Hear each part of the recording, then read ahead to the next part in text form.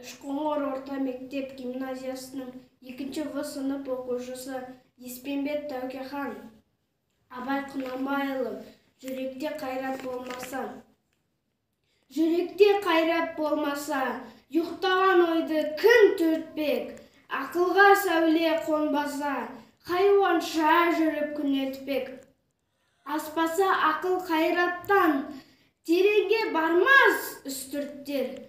Қартыңның ойы шар тартқан, әдетті жеңіп күңгірттер.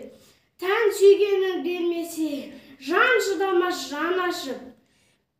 Бере берсең бер десе, үміт етер таласып.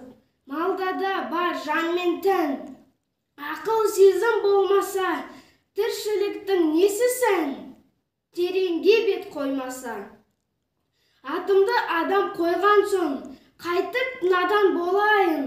Халқым надан болған соң, қайдан барып оңайын?